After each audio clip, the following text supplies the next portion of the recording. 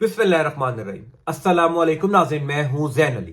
नाज़रीन कराम, आज 12 दिसंबर है और दिन है मंगल का, जब कुदरत आप पर मेहरबान हो, जब रब ताला ने आपके लिए रास्ते आसान करने हो तो ऐसे ऐसे सबूत, ऐसी ऐसी गवाहियां आपके हक में आती हैं जो सोची भी नहीं जा सकती। सुप्रीम कोर्ट ऑफ पाकिस्तान से आज इमरान खान के लिए पहली बड़ी खुशखबरी आ गई है। ऐसी पहली बड़ी खुशखबरी जो कोई सोच भी नहीं सकता था। जब से सुप्रीम कोर्ट ऑफ पाकिस्तान में नए चीफ जस्टिस काजी फायज ईसा आए हैं, तब से यह ख्याल गर्दिश कर रहा था कि अब इमरान खान को सुप्रीम कोर्ट ऑफ पाकिस्तान से कोई रिलीफ नहीं मिलेगा। अब तहरीक इंसाफ को सुप्रीम कोर्ट ऑफ पाकिस्तान से कोई उम्मीद नहीं लगानी चाहिए। मैं बार बार ये बात करता हूं कि कुदरत इमरान खान पर मेहरबान है। जब कुदरत ने आपके लिए रास्ते आसान करने हो, जब चीजें आपके हक में बेहतर होना शुरू होती हैं, तो ऐसे ऐसे सबूत सामने आ जाते हैं, ऐसी ऐसी चीजें हो जाती हैं जो कोई सोच भी नहीं सकता। सुप्रीम कोर्ट ऑफ पाकिस्तान में वो पूरा प्लान,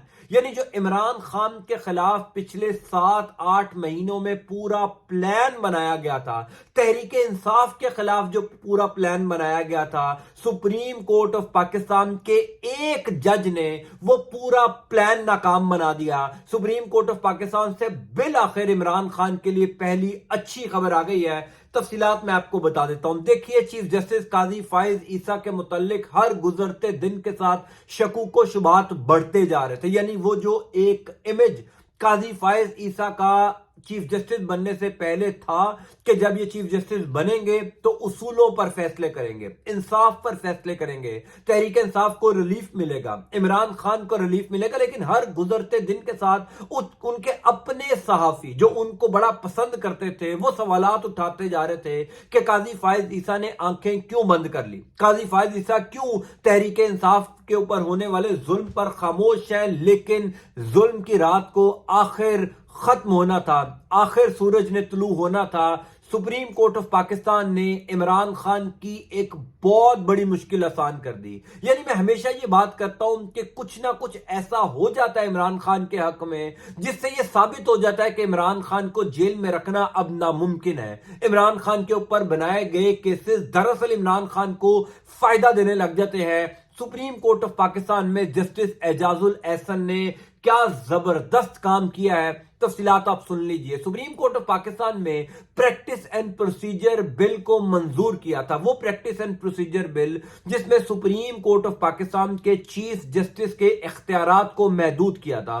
खुद जस्टिस काजी फायज ईसा ने इस बिल को मंजूर किया था। इसके ऊपर जो समातें हुई थी उसमें इसके हक में फैसला दिया था कि सुप्रीम कोर्ट ऑफ पाकिस्तान में चीफ जस्टिस के पास इख्तियारात नहीं होने चाहिए कि वो किसी भी बेंच की खुद तश्कील कर दे। यानी अगर कोई बेंच तश्कील दिया जाएगा किसी केस के हवाले से, तो सुप्रीम कोर्ट ऑफ पाकिस्तान के जो 3 सीनियर मोस्ट जजेस हैं वो ये फैसला करेंगे कि इस बेंच के अंदर कौन होगा। सुप्रीम कोर्ट ऑफ पाकिस्तान ने फौजी अदालतों के खिलाफ बेंच तश्कील दिया। फिर दूसरा जस्टिस मुजाहिर अली अकबर नकवी के खिलाफ जो रेफरेंस दायर है उसमें भी बेंच तश्कील दिया गया। अब ख्याल ये था कि शायद इन तीनों सीनियर जजेस ने, जिसमें जस्टिस काजी फायज ईसा हैं, जिसमें जस्टिस एजाजुल एहसन है और तीसरे सीनियर मोस्ट जज है, इन तीनों ने मुशावरत से यह फैसला किया होगा कि जो फौजी अदालतों के खिलाफ दरखास्तों की समाअत हो रही है उसमें कौन सा बेंच होगा। फौजी अदालतें क्यों बनाई जा रही थी, 9 मई के बाद ये सारा मामला फौजी अदालतों में ले जाने की कोशिश क्यों की जा रही थी, ये सबको पता है कि मिलिट्री ट्रायल इमरान खान का क्यों होना है, मिलिट्री ट्रायल इमरान खान का कौन करवाना चाहता है, मिलिट्री ट्रायल का मकसद क्या है, ये सबको पता है। इसी वजह से एक ऐसा बेंच बनाया गया जो फौजी अदालतों के हक में सुप्रीम कोर्ट ऑफ पाकिस्तान का फैसला दे। लेकिन वो पूरा प्लान रुक गया, वो पूरा प्लान नाकाम हो गया।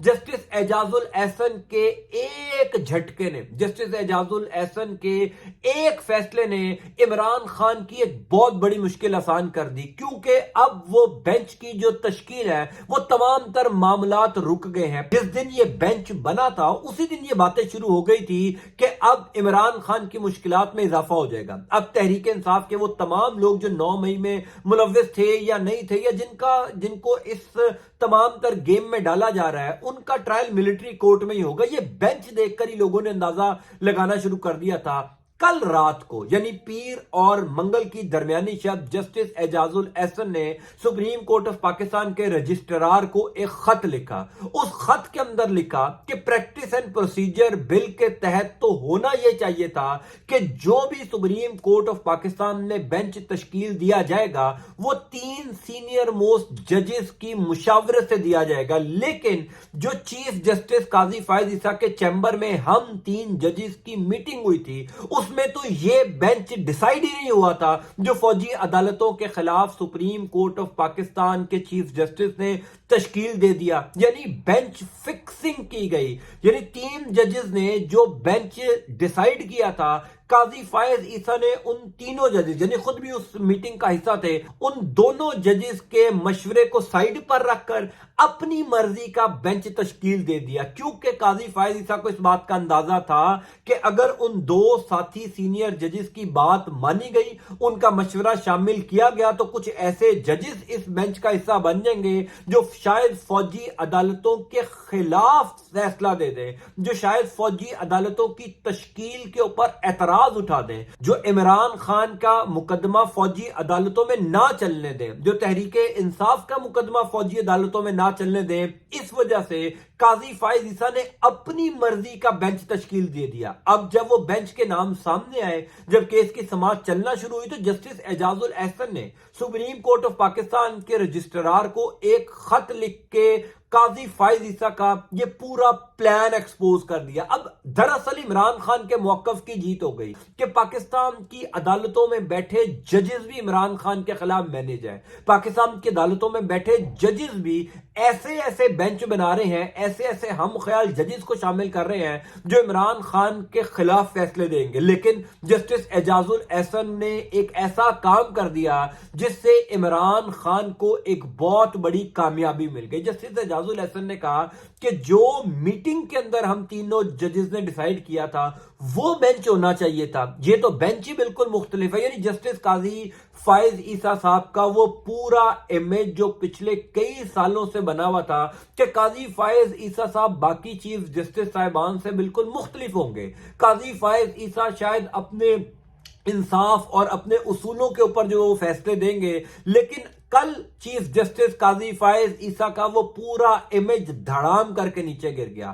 عمران خان نے ایک بہت بڑی کامیابی سمیٹ لی ہے. اب جب یہ معاملہ اس کے اندر پوری دراڑ پڑ چکی ہے، اب جب یہ معاملہ کھٹائی میں پڑ چکا ہے، اس کے اوپر شک و شبہات جنم لے چکے ہیں، تو عمران خان اور پاکستان تحریک انصاف کے لوگوں کا جو معاملہ ہے وہ ملٹری کورٹ میں نہیں کم از کم جائے گا. اگر ملٹری کورٹ میں پھر بھی چلا گیا تو لوگوں کو یہ ضرور یاد رہے گا کہ ایک سپریم کورٹ آف پاکستان کے سینئر موسٹ جج نے اس بینچ کی تشکیل کے اوپر اعتراض اٹھایا تھا، اور پھر جب یہ بینچ اب فیصلہ دے گا، چاہے یہ عمران خان کے خلاف فیصلہ دے دے، چاہے یہ تحریک انصاف کے خلاف فیصلہ دے دے، لیکن اب اس فیصلے کو لوگ ایکسپٹ نہیں کریں گے. اب سب کو پتا چل جائے گا کہ یہ فیصلہ صرف عمران خان کو پھنسانے کے لیے دیا گیا.